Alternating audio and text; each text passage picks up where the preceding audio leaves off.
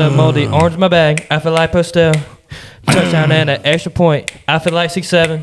I just said a joke wasn't funny. I feel like I'm on Friends. Dang, I feel like Ninja. Low taper fade. Didn't come to school today. I feel like Postel. Spoiled wrench under my car. Yeah, what's that smell? 734. It's going down for real. Hello. Good morning. Good morning. And welcome back to the Room 734 podcast. You're looking live. You are looking live. Looking live. Looking live. Was that fire chat? That was fire chat. I couldn't see anything out of those goggles. I couldn't hear anything in the helmet.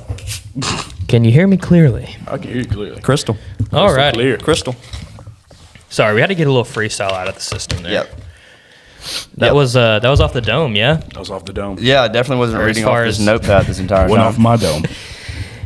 You didn't spit one, Postel. did You want to not. hit one off the dome for real? Nah, man. All right. All right, so All right, never mind. all right, so We'll be here I for want to an give hour. before we get started, I want to give a quick update on our follower count and subscriber count. Where we at? We recently hit 200 followers on Instagram. Let's go. Let's go. Clap it up. Yep. We're upgrading people. We We are Yeah, upgrading. we're leveling We up. just figured this out tonight. Yep. Yeah.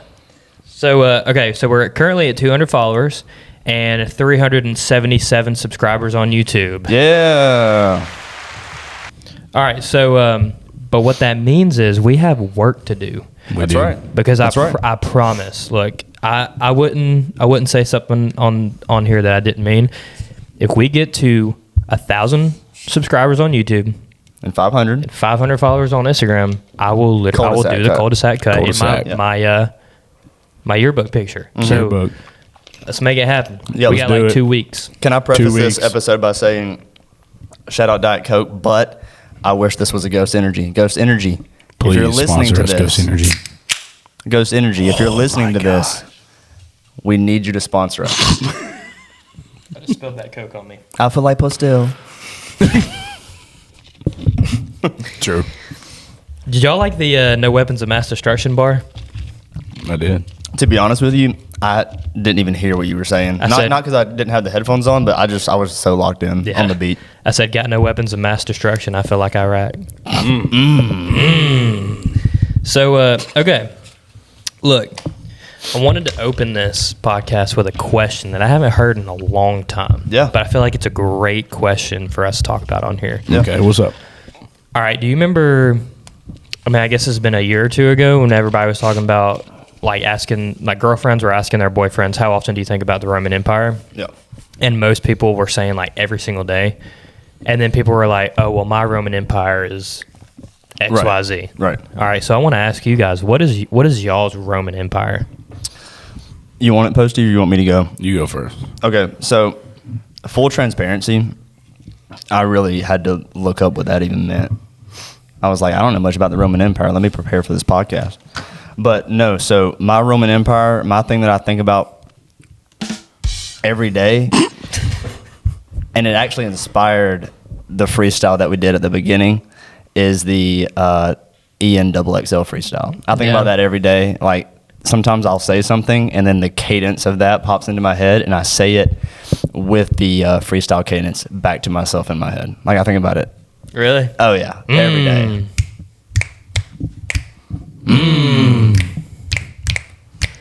What's a mass destruction? That was a bar. That was a bar. Yeah. For me, well, first off, what I think about all the time is my wife. Dude, that is the sweetest answer Dude, ever. shout out Yes. Gabriella, man. Shout out to my beautiful bride, Gabriella. Second thing, I mean, for me, it's If she made you say that, blink twice. That's fair. Gabriella, we love you. For me, you know, I know this sounds like a boring answer, but football. I mean, Yeah, it's not. no, not believe stop. That's a truthful Non-stop answer. thinking about football. So like, all you're right. thinking about splits and gaps and Yes. spider 2 wide banana and stuff. What do we need to do the next day? Yeah. You know, thinking about, you know, what we need to focus on during ND time and all that stuff. So. Yeah. So let me ask you this: like, even out of season, you're thinking about football every Yes. single day. Oh, so yes. you're a 365 guy. Yes, I mean, and I respect that about you. on X, I guess. Well, I still call it Twitter. Yeah, like I it's follow Twitter. so much of like O-line coaches and like new techniques, like people who like post things that like they new plays or new techniques that people are doing today. It's pretty cool to see and just learn and grow. So I mean, that's what I do all the time. I will say that there's probably no up and coming coach more dedicated than you are. There's more. And I mean, I'm saying that because I see it every day, but at the same time, it's hard for me to imagine there's somebody doing it to the level that you're doing it. So I'm proud of you, dude. Dude. Like, Oh, you know what? honestly, You know what? all Since jokes you said aside, that. I'm proud of you. Since you said that, a person who came up to my mind, two people, is our defense coordinator, Coach Watt. Shout out to Coach Watt. Shout out. I mean, most prepared person I've ever met. Yeah. Him and Coach Brown. Shout out to Coach Brown. And then the legend himself, Coach Horsley. I mean, you were talking about somebody who just watches film, watches tape, watches tendencies that every team does. Yeah. He's got it to the T. Devil's in the details, Like man. if a fullback has his right foot back, Oh, he dude. could tell you what that guy's going to, what the play is going to be. Yeah. While you're talking about Horsley, I've sat in the press box with him before, like during your JV games, and literally he'll be like, "Yeah, so the running back's about to do blah blah blah and such, like pre-snap stuff, play runs," and it's exactly what he just said. Yeah. It's actually He's- insane to listen to. He's extremely good at that stuff. Yeah. That's aura. It honestly is. Yeah. Because he's been around the game of football for years, and Yeah. he's picked up things along the way, and learning from him is pretty cool. Yeah. Yeah. Him and him and Coach Harvey. Shout out to Coach Harvey Mo, coaches with the O line. Shout out all the coaches mentoring Postel, man. You're doing a great job. Dude, and I'll say this too. So, And that wasn't a joke either. I mean it. when Yeah. when me Appreciate it. and Wiggins were walking into the school today, we were literally talking about you and how dedicated. No, I'm being for real. Like how dedicated you are to what you do. Yeah. like I it's appreciate- actually I like, appreciate you guys. dude, your workload, You got a whole lot on your plate, man. but much. also your like willingness to do it without complaining about it because you enjoy it appreciate is that Yeah. no, like for real. No, and Appreciate I told Duffy this morning. I was like, playing at West Georgia and, being around the game for longer than a lot of people get to. Like, dude, the equipment manager, they probably do the most and put in the most time, like after hours, than literally anybody. So, yeah, that's not Appreciate it. that's not taken lightly in my book, baby. That's awesome. Yeah, it is. Actually. What's your Roman Empire? Okay, so my Roman Empire is actually what we've been talking about in class lately. I am actually 100% serious when I say that every single day of my life, at some point in the day, I think about 9/11 or like the World Trade Center in Yeah. general. Like right now, even like me and Rachel are watching The Sopranos, and because you and Gabriella are watching it. In the intro of that show, there's a part where it shows like a view in a rearview mirror, and it's the Twin Towers, and like Really? it literally, I never skip the intro. I watch the intro every time until it gets to that part, and then I skip it. I don't know why. It's just so like, it really isn't just 9/11 that's. That's late 90s, right? When it first came out? I think literally the first two. It's season 1 is 99, season 2 is 2000. 2000. And then 2001 season 3. Yeah. But yeah, that's my Roman Empire. I think too, what makes 9/11 so interesting to me is the fact that there's such an abundance of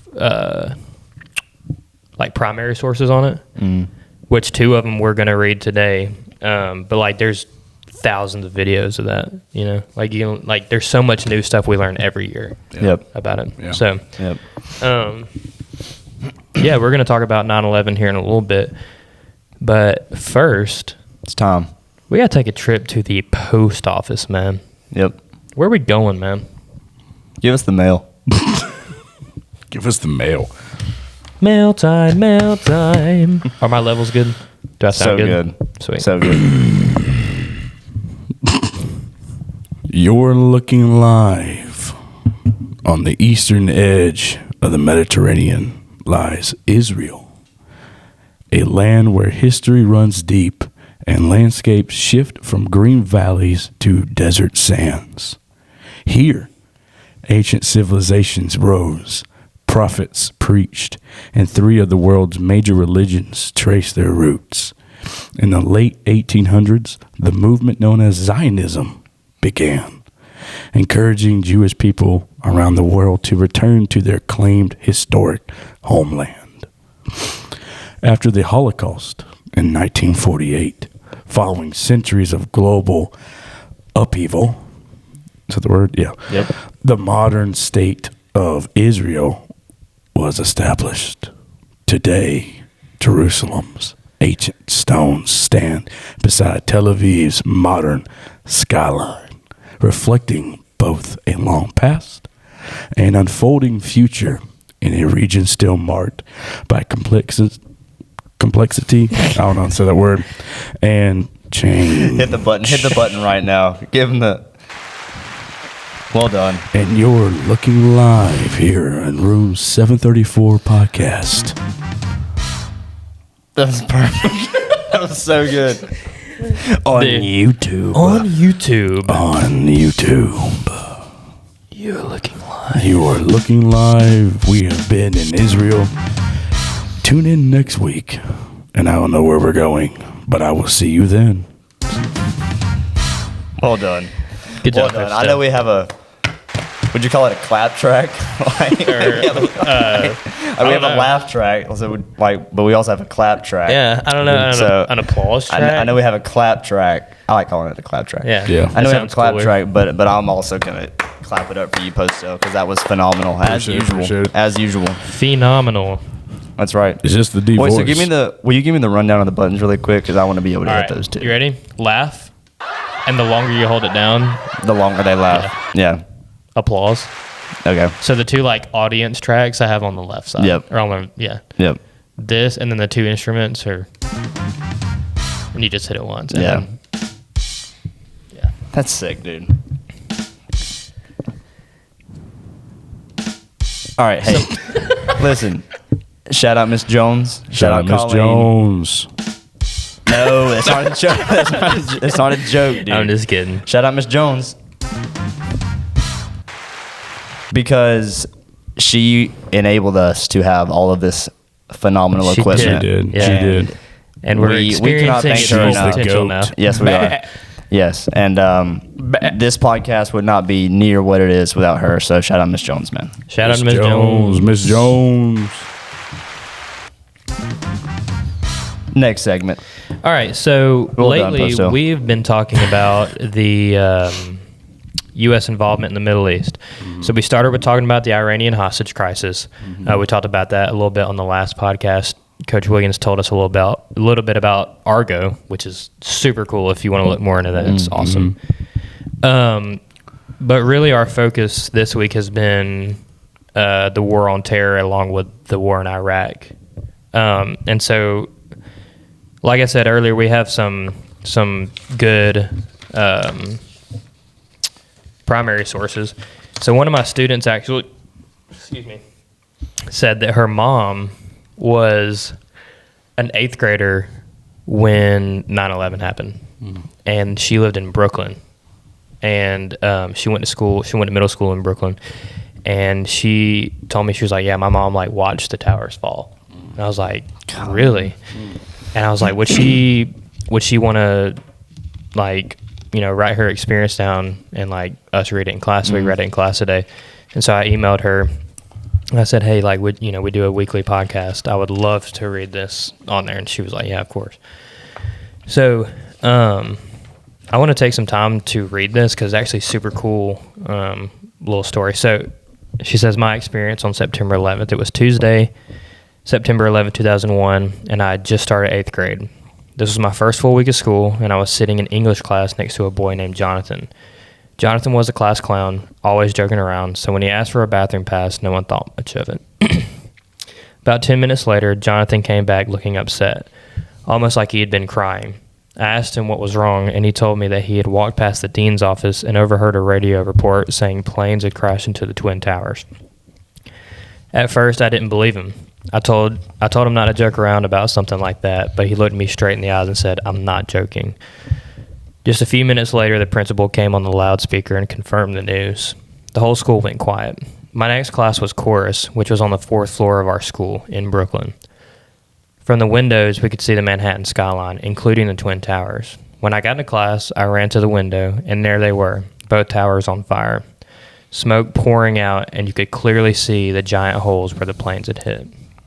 I remember pointing to the South Tower and saying I thought that the top looked like it was going to fall over, but many of my classmates said the buildings were too strong to collapse. Suddenly, someone called my name. Before I could even turn around, a classmate shrieked.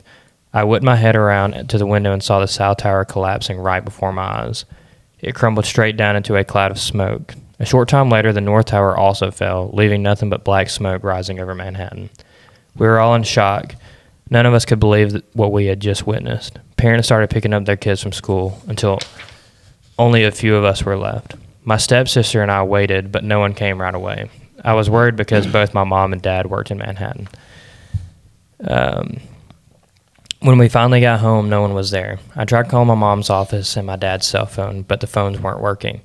Eventually, I reached my mom. She was safe, but she told me that she had to walk home across the 59th Street Bridge because transportation was shut down.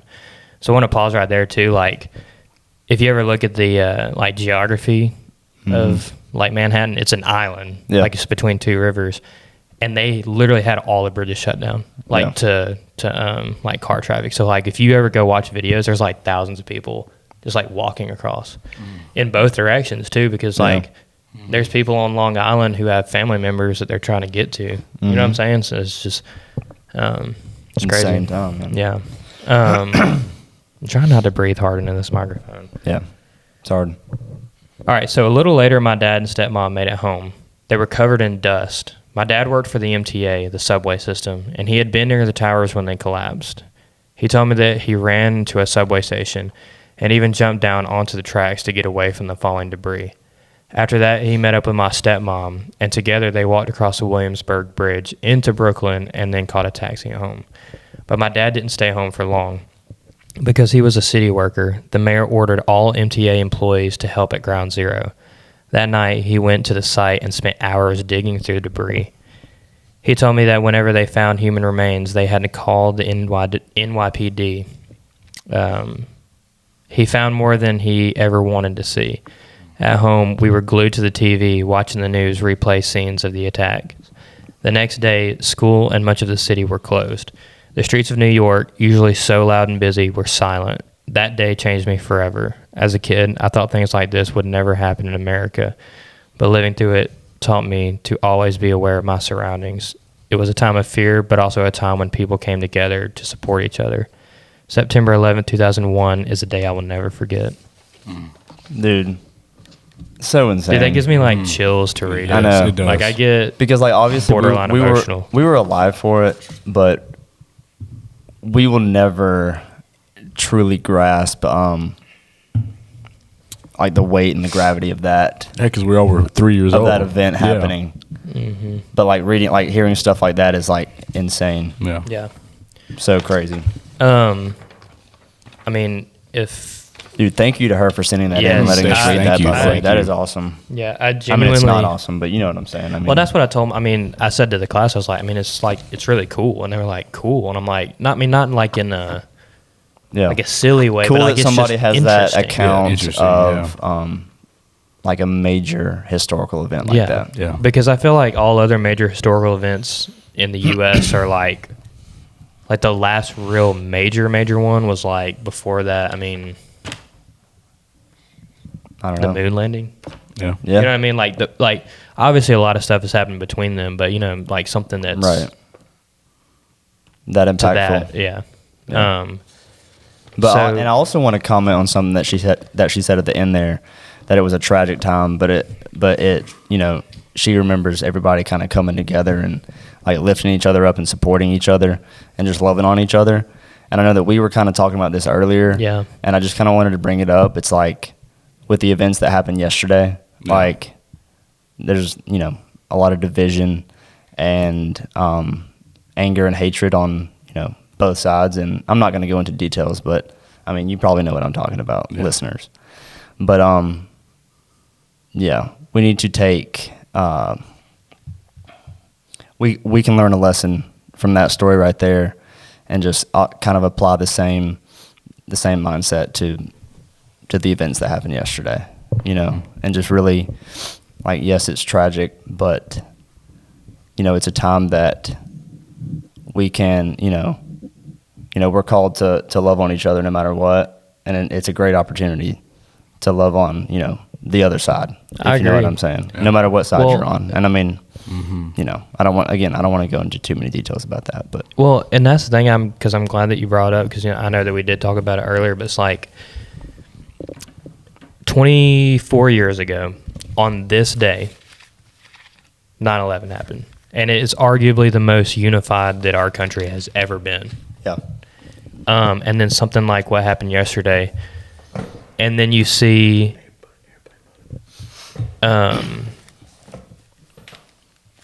that people from both sides, like Coach Wiggins said, are kind of like coming together and having compassion for each other. To me, that's something that's really special. Yeah.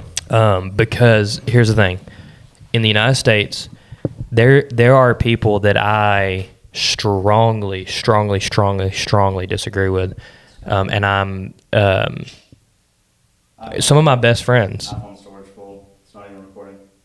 You are looking live again. You are We are looking back. live. Sorry, we were having a deep conversation, and then the Video died. video. Well, the video died poo-pooed. long before that, but we noticed that the video was not working. Yeah.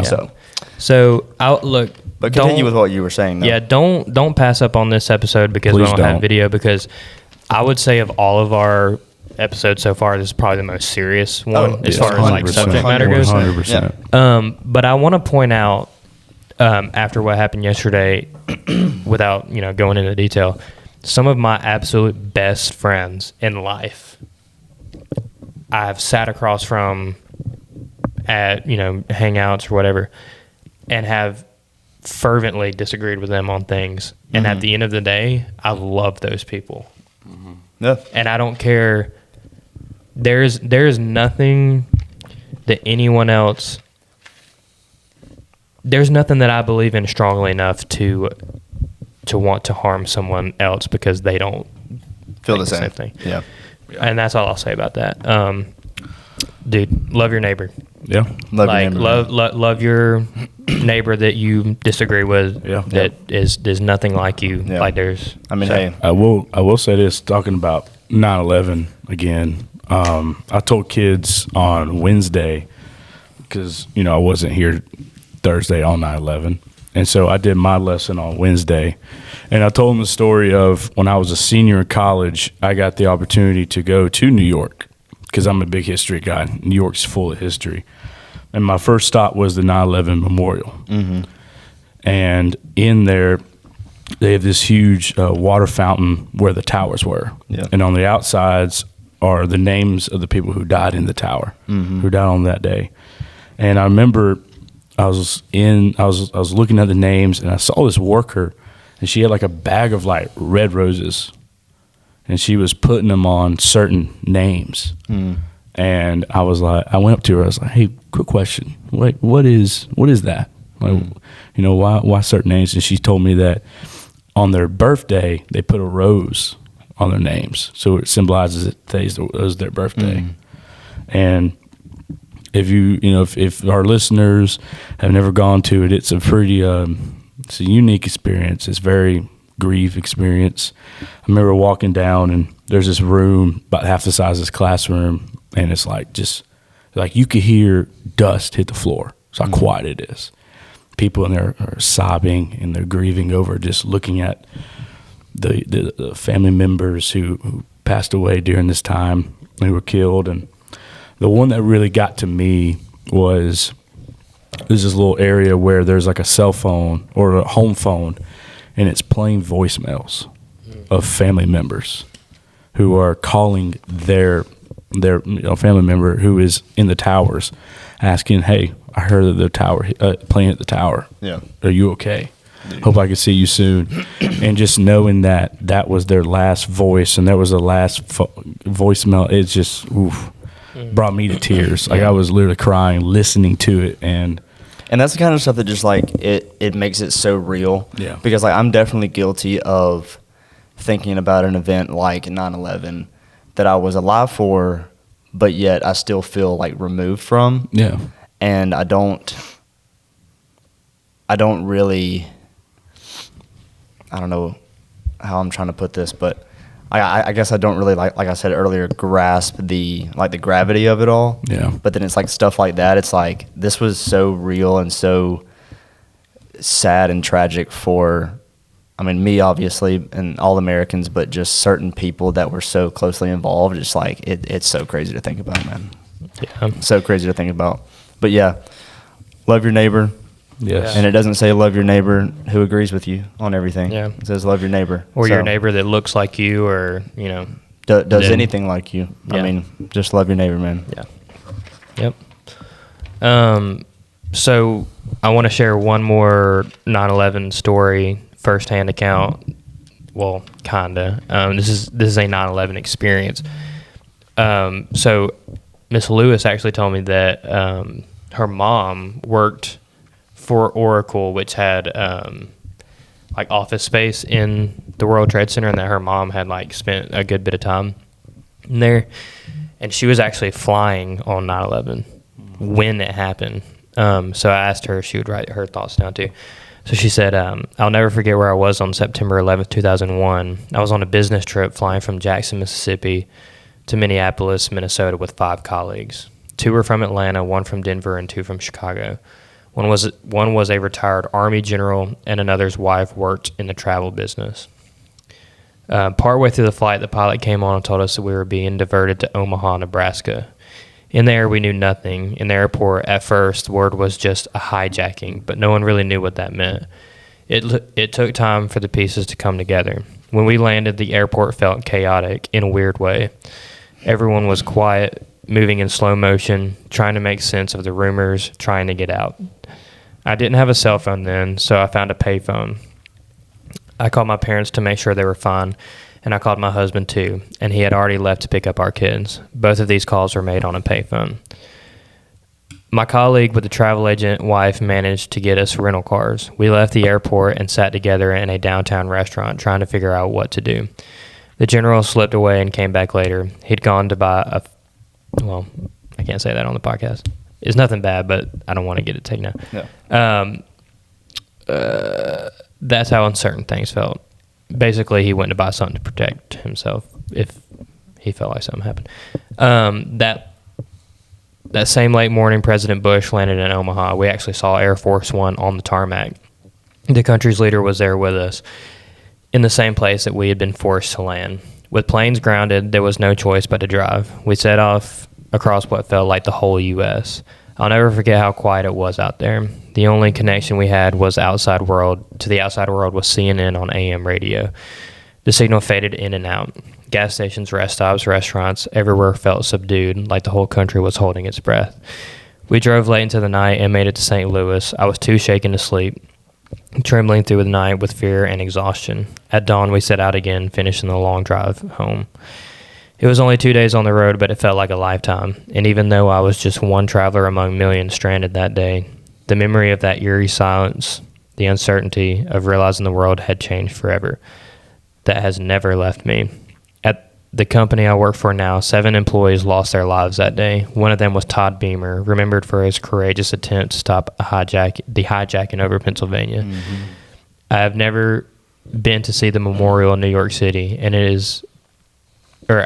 I have been to see the memorial in New York City, and it is deeply immersive and emotional and a beautiful tribute to those who lost their life. I still shed tears for the tragedy on this day, each and every time some new video is released or the same one's replay. Dude, I remember my parents growing up. Well, I was growing up in my parents' house. My parents had a book, and it was about Todd Beamer. Dude, Todd Beamer is a bad man. Yeah. That's a legend. Yep. He's a legend. Shout out Todd Beamer, dude. So if you don't know the Todd Beamer story, look it up because it's probably, there's probably documentaries about yeah. it. But Flight 93, they speculate was headed towards Washington, D.C., and a group of passengers went into the cockpit and like took back over the plane, essentially, or like attempted to. And the plane ended up crashing into a field, and like who knows how many people they saved. You know what I'm saying? Because like if it would have actually gone to Washington D.C. and hit the Capitol building or whatever. Yeah, anything. But like the coolest thing is there's a 911 dispatcher who heard all of it on the other end of the phone, and like he got the group of men together, and he was like, "All right, guys, y'all ready?" And I'm like, "Yeah, we're ready." He goes, "All right, let's roll." Yeah, That is yeah. so dude. That was the title of the book, dude. The Let's title Roll? of the book is "Let's Roll," dude. It's and it's about me Todd fired Beamer, up. man. Gets me fired up. Dude, shout out that group of guys, dude. Shout out, man. Yeah, Literally American heroes. that's what I'm saying. Just American heroes. just randoms, just Yeah. randoms to each other, coming Yeah. together and saving countless lives. dude. Literally like the epitome of like American camaraderie. Yeah. It's crazy. Yep. All right. What do we got here? So What's up? before we move on to our fun stuff, give me a rundown of the Iraq War. Like, what was like and like pertaining to like WMDs and all that stuff, if you want to. Well, we went to Iraq in 2003 to find WMDs, What's that for our listeners? weapons of mass destruction. There you go. And we also went to we also went there to get Saddam Hussein out of power. And it's really interesting because I was telling kids, it's like when the big war happens, usually the loser of the war, their government changes. Like you look at what? It's us. Oh. No. You look somebody- at like Yeah. Germany, their whole government changed. But like when we went to the Gulf War, we nothing changed. Saddam Hussein was still in power, and so having to get him out of power and to look for weapons of mass destruction was a big deal in 2003. But they did not find any, none. No, and that's why, like, in my little freestyle that we did at the beginning, I said, got no weapons of mass destruction? I feel like Iraq.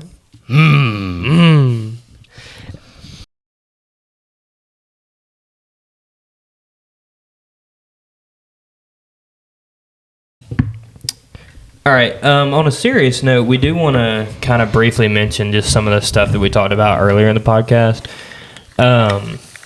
Just about instead of allowing some of the dark times that we're going through right now to continue to divide, you and people that you may disagree with, take this as an opportunity to love on other people, love on the people that you're close with, and love on the people that maybe that you're not so close with that you disagree with. Yeah, absolutely.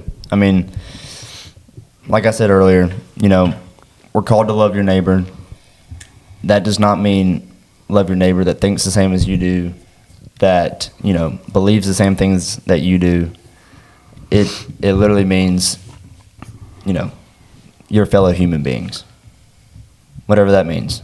So, with the events that happened yesterday and, with this podcast being focused on 9/11 for a good amount of it,